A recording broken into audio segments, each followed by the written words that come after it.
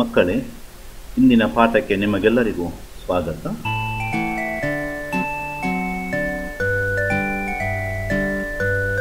ಇಂದು ನಾವು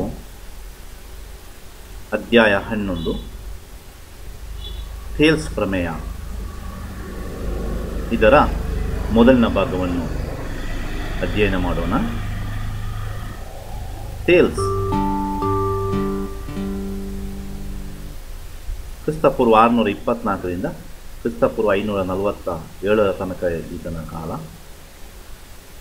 ಈತ ಒಬ್ಬ ಶ್ರೇಷ್ಠ ಗಣಿತಶಾಸ್ತ್ರಜ್ಞ ಮತ್ತು ತತ್ವಜ್ಞಾನಿ. ಈತ ಪುರಾತನ ಗ್ರೀಸ್ನ 7 ಮಂದಿ ಬುದ್ಧಿವಂತರಲ್ಲಿ ಮೊದಲಿಗನಾಗಿದ್ದ.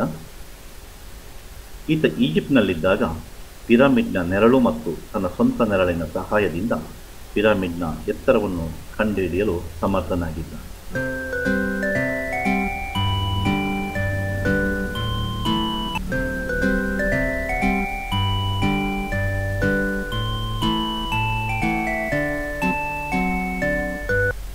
ಥೇಲ್ಸ್ ಪ್ರಮೇಯ ತ್ರಿಭುಜದ ಒಂದು ಬಾಹುವಿಗೆ ಸಮಾನಾಂತರವಾಗಿ ಎಳೆದ ಸರಳ ರೇಖೆಯು ಉಳಿದೆರಡು ಬಾಹುಗಳನ್ನು ಸಮಾನುಪಾತದಲ್ಲಿ ವಿಭಾಗಿಸುತ್ತದೆ.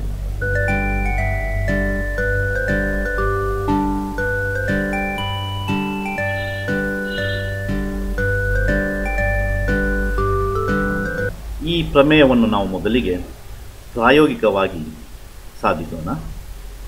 ಈ ಒಂದು ತ್ರಿಭುಜವನ್ನು ನೋಡ್ತಾ ಇದ್ದೀವಿ.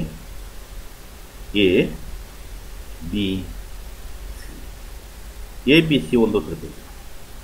ಈ ತ್ರಿಭುಜನ ಬಾಹು ಬಿ ಸಿಗೆ ಸಮಾಂತರವಾಗಿ ಒಂದು ರೇಖೆಯನ್ನು ಎಳೆಯೋಣ.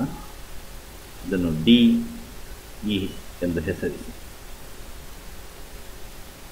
ಈಗ ನಾವು ಎ ಡಿ ಮತ್ತು ಬಿ ಡಿಗಳ ಅಳತೆಗಳನ್ನು ಕಂಡುಹಿಡಿದು ಅವುಗಳ ಅನುಪಾತವನ್ನು ಕಂಡುಹಿಡಿಯೋಣ. ಎ ಡಿ ಭಾಗಿಸು ಬಿ ಡಿ ಸಮ 6.2 ಭಾಗಿಸು 2.3 ಸಮ 2.6. ಈಗ ನಾವು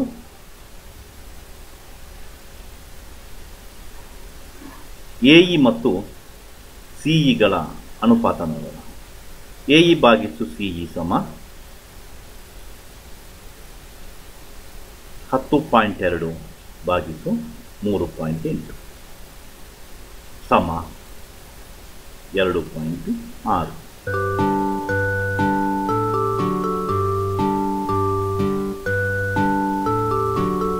ಈಗ ನಾವು ಇನ್ನೊಂದು ಸಮಾನಾಂತರ ರೇಖೆಯನ್ನು ಬಿ ಸಿ ಬಾಹುವಿಗೆ ಎಳೆಯೋಣ. ಎಂ ಎನ್ ಇವುಗಳ ಅನುಪಾತವನ್ನು ನೋಡೋಣ. ಎ ಎಂ ಮತ್ತು ಬಿ ಎಂಗಳ ಅನುಪಾತ ಬರೆಯೋಣ. ಎ ಎಂ ಭಾಗಿಸು ಬಿ ಎಂ ಸಮ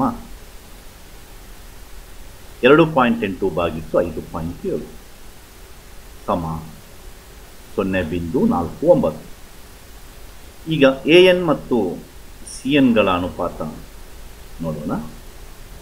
ಎ ಎನ್ ಭಾಗಿಸು ಸಿ ಎನ್ ಸಮ 4.7 ಭಾಗಿಸು 9.5 ಸಮ 0.49. ಮಕ್ಕಳೇ, ಆದ್ದರಿಂದ ನಾವು ಎ ಡಿ ಭಾಗಿಸು ಬಿ ಡಿ ಸಮ ಎ ಇ ಭಾಗಿಸು ಸಿ ಇ ಎಂದು ಹಾಗೂ ಎ ಎಂ ಭಾಗಿಸು ಬಿ ಎಂ ಸಮ ಎ ಎನ್ ಭಾಗಿಸು ಸಿ ಎನ್ ಎಂದು ಈ ಒಂದು ಪಾಠದಲ್ಲಿ ತಿಳಿದುಕೊಳ್ಳಬಹುದು. ಇದರಿಂದ ನಾವು ಥೇಲ್ಸ್ನ ಪ್ರಮೇಯ, ಒಂದು ತ್ರಿಭುಜದ ಯಾವುದೇ ಒಂದು ಬಾಹುವಿಗೆ ಸಮಾನಾಂತರವಾಗಿ ಎಳೆದ ಸರಳ ರೇಖೆಯು ಉಳಿದೆರಡು ಬಾಹುಗಳನ್ನು ಸಮಾನುಪಾತದಲ್ಲಿ ವಿಭಾಗಿಸುತ್ತದೆ ಎಂಬುದನ್ನು ಈ ಒಂದು ಭಾಗದಲ್ಲಿ ಪ್ರಾಯೋಗಿಕವಾಗಿ ತಿಳಿದುಕೊಂಡೆವು. ಈ ಒಂದು ಪ್ರಮೇಯದ ತಾರ್ಕಿಕ ಸಾಧನೆಯನ್ನು ನಾವು ಮುಂದಿನ ಪಾಠದಲ್ಲಿ ನೋಡೋಣ. ಧನ್ಯವಾದಗಳು.